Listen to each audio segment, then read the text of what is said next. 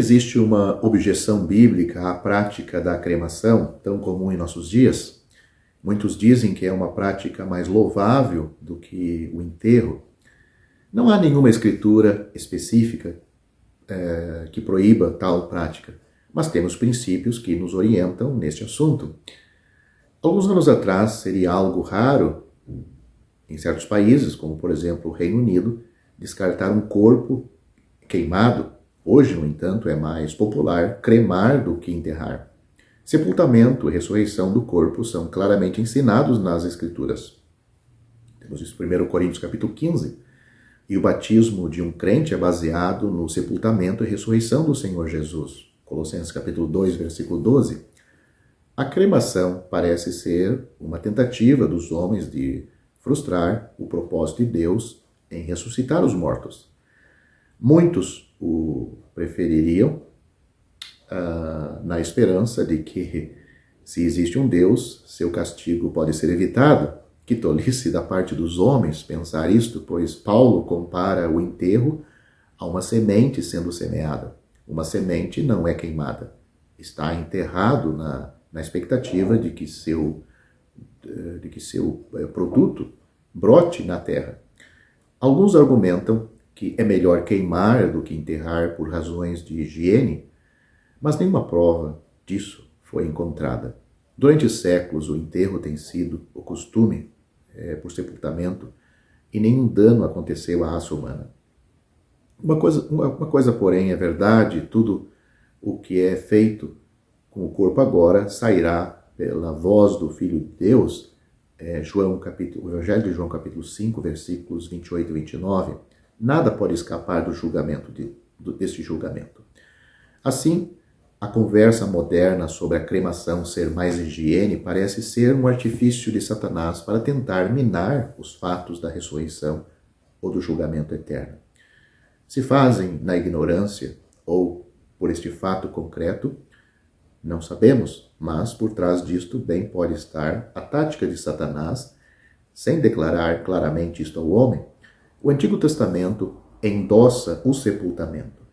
Deus enterrou Moisés, Deuteronômio capítulo 34, versículo 6. Débora foi enterrada sob um carvalho, Gênesis capítulo 35, versículo 8. Sara, a esposa de Abraão, foi enterrada, Gênesis capítulo 23, versículo 8. Eleazar foi sepultado, Josué capítulo 24, versículo 33. E os primogênitos no Egito foram sepultados, Números capítulo 33, versículo 4. Todos estes registros bíblicos sobre a escolha por sepultamento no Antigo Testamento não foi porque não existia ou não conheceram a cremação nos seus dias, pois uma nova pesquisa publicada na revista científica chamada PLOS ONE indica que a cremação mais antiga feita no Oriente tem data de 7.000 anos antes de Cristo, ou seja, foi feita a cremação, já foi feito 7.000 anos atrás. A afirmação foi feita a partir da descoberta de uma antiga cova, que foi usada para a prática no sítio arqueológico de Bezimon, no norte de Israel. Os achados arqueológicos usados na pesquisa dataram do ano 7003 ao ano 6700 a.C., o que faz com que eles sejam os primeiros. Ao realizar análises, tanto no terreno quanto nos restos do corpo, encontrado no local, os pesquisadores puderam perceber que esse cadáver provavelmente foi incinerado, iniciando o que viria a se tornar uma prática milenar. O Novo Testamento também endossa o sepultamento e não a cremação. João Batista foi sepultado, Mateus capítulo 14, versículo 12. Estevão foi enterrado, Atos capítulo 8, versículo 2. O nosso Senhor Jesus foi sepultado, 1 Coríntios capítulo 15, versículo 4. Essas referências são bons exemplos da importância do enterro. Nós não encontramos nenhum exemplo de cremação, tanto no Novo Testamento como no Antigo Testamento. Não seriam, como eu já disse, por não conhecerem, pois temos aí, que eu acabei de falar, sobre esta pesquisa de cremação muito antiga. Então, eles tinham a opção de fazer isto, mas não fizeram. Devemos seguir o modelo bíblico para também sepultar os nossos mortos. Quero aproveitar e deixar uma palavra para você que não tem certeza ou segurança da sua salvação. Me faço uma pergunta: será que está seguro um homem parado no topo de um penhasco escorregadio? Se ele está constantemente em perigo de cair, então nunca se pode dizer que ele está seguro. Na verdade, ninguém pode estar seguro espiritualmente se perder a salvação por cometer um ato pecaminoso. Ou você acha que vai estar seguro? Em 1 João, primeira epístola de João, capítulo 1, versículo 8, nós lemos o seguinte: se dissermos que não temos pecado, enganamo-nos a nós mesmos, e a verdade não está em nós. É bom notar que a palavra pecado está no singular, a palavra pecado aqui neste versículo, pois João está falando da natureza, da raiz, e não dos frutos, ou seja, os pecados. Ele está falando da natureza caída, a natureza, o pecado, e não os pecados, os seus frutos. Observe também o tempo presente no grego da palavra ter.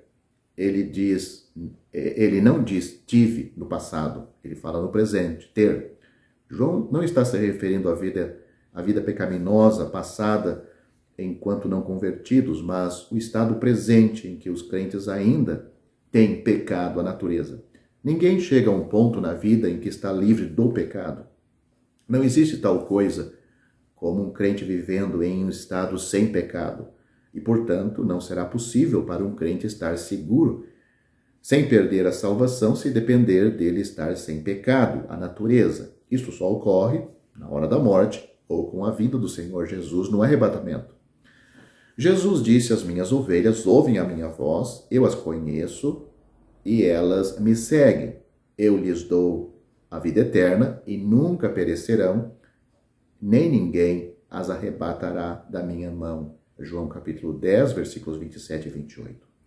Não há condições observadas neste texto, apenas declarações de fato absoluto. As ovelhas são de Cristo, elas ouvem a sua voz, ele as conhece, elas o seguem. Ele lhes dá a vida eterna, elas nunca perecerão e ninguém as arrancará de sua mão. Ele não diz: se as ovelhas ouvem a minha voz, elas são realmente minhas ovelhas. Ele não diz também: se as ovelhas me seguem, eu lhes darei a vida eterna. Elas não se tornarão suas ovelhas ouvindo sua voz e não recebem a vida eterna seguindo-o. Uma transação ocorreu anteriormente que já as tornou suas ovelhas. O Senhor Jesus disse no versículo 29 que a transação ocorreu quando seu pai deu, note, esta palavra está no passado, as ovelhas a ele. João capítulo 10, versículo 29. Agora que eles ou elas pertencem a Cristo, é de se esperar que as ovelhas façam o que as ovelhas geralmente fazem. Elas conhecem a voz de seu pastor e seguem sua liderança.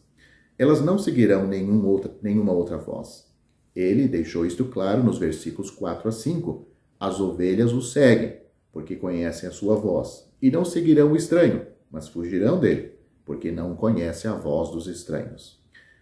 Jesus disse: eu sou a porta, se alguém entrar por mim, salvar-se-á, ou será salvo, e entrará e sairá e achará pastagens. É uma figura de uma ovelha. João capítulo 10, versículo 9. Alguns defensores da segurança condicional sobre a salvação argumentarão que podemos seguir o Senhor Jesus hoje e seguir outra pessoa amanhã. Se assim for, devemos nos arrepender e começar a seguir o Senhor novamente. O texto argumenta contra esta possibilidade. As ovelhas de Cristo seguem a Ele e somente a Ele. Elas não obedecem nenhuma outra voz. A peregrinação cristã não é tratada em João capítulo 10. As ovelhas de Cristo o seguem. No entanto, nenhuma ovelha faz isto perfeitamente. Por sua própria natureza, as ovelhas vagueiam às vezes. Mas vagar e seguir a voz de outra pessoa são duas coisas bem diferentes. O que acontece quando as ovelhas vagueiam? E se elas não seguirem sua liderança o tempo todo? O que acontece? Se vagueiam e não seguem a sua liderança o tempo todo, elas ainda são propriedades do pastor? Elas ainda são suas ovelhas? Elas ainda estão sob seus cuidados? Sim. Quando elas vagueiam, o pastor realmente as estimula, junto com seu cajado, a seguir na direção certa novamente. Mesmo se elas vagueiam longe, ele vai atrás das ovelhas, porque elas são suas ovelhas. Mas não há nenhuma sugestão neste texto de que podemos vagar e ficar perdidos e necessitados de salvação mais uma vez. Isto implicaria que Cristo é incapaz de manter aqueles sob os seus cuidados. Poderíamos ter esperado que o Senhor Jesus dissesse no versículo 24, aí de João capítulo 10, as minhas ovelhas ouvem a minha voz e me conhecem. Em vez disso, ele disse, eu as conheço. Porque ele está enfatizando a segurança das ovelhas, seu conhecimento delas é mais importante do que o seu conhecimento dele, ou seja, o conhecimento dele pelas ovelhas é mais importante do que o conhecimento das ovelhas dele, em relação a ele. Porque Cristo conhece suas ovelhas, ele nos guardará e protegerá. O uso da palavra mão, aqui no texto, na declaração do Senhor, ninguém as arrebatará da minha mão, não está enfatizando tanto uma mão física, de 5 dedos, que envolve o crente, mas sim o fato de que as ovelhas estão sob os seus cuidados e custódia. As ovelhas pertencem a ele. O fato de que ninguém os arrancará de sua mão indica pelo menos 2 coisas. Primeiro, não há ninguém poderoso o suficiente para levar suas ovelhas. Ao contrário do mercenário, dos versículos 12 a 13, é por isso que ele, o Senhor, pode dizer, eles nunca perecerão, ou elas nunca perecerão, no versículo 28. Segundo, as ovelhas nunca se tornarão propriedade de ninguém, mas sempre pertencerão a ele. Os falsos ensinadores geralmente ignoram a ênfase desta passagem na propriedade minhas ovelhas, meu Pai que mas deu elas.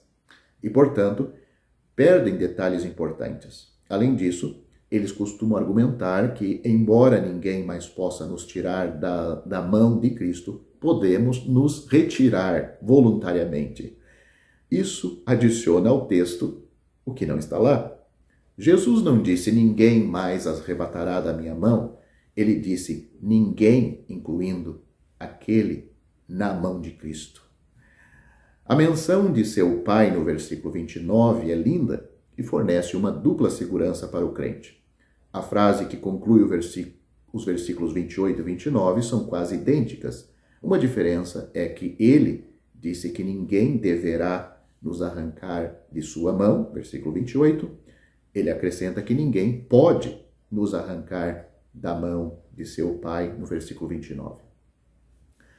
Nenhuma ovelha se perderá, porque nenhuma ovelha pode se perder. Ele é tão forte que as ovelhas nunca precisam temer. Jamais pereceremos. Nos foi dada a vida eterna. Estamos nas mãos divinas, porque pertencemos ao bom pastor. O Senhor Jesus Cristo disse, quem ouve a minha palavra e crê naquele que me enviou, não entrará em condenação, mas passou da morte para a vida. Ele também disse, Deus enviou seu Filho ao mundo, não para que condenasse o mundo, mas para que o mundo fosse salvo por ele. Quem crê nele não é condenado, mas quem não crê já está condenado. Só tem 2 classes aqui, os que creem e os que não creem. Aqueles que creram no Senhor Jesus estão salvos, seguros, eternamente seguros. Aqueles que não são salvos, eles nunca mudaram a sua situação, eles não tinham uma outra situação, eles tinham só a situação de condenados. É assim que você está se você não está salvo. Você não precisa praticar nenhum pecado para ser condenado ao inferno. Cristo veio salvar você porque já está condenado. Você já tem pecado suficiente, não precisa praticar mais nenhum. Você já está condenado ao inferno. O que você precisa é de um Salvador. Este Salvador lhe dá total segurança. Ele disse, repito, eu sou a porta, se alguém entrar por mim, será salvo. O apóstolo Pedro disse, em nenhum outro há salvação, porque também debaixo do céu nenhum outro nome há dado entre os homens, pelo qual devamos ser salvos. Só por Jesus é que nós somos salvos. E continuamos sendo salvos eternamente. Atos capítulo 4, versículo 12. Você, querendo ser salvo, você tem que crer no Senhor Jesus Cristo. Você também será salvo. Atos capítulo 16, versículo 31.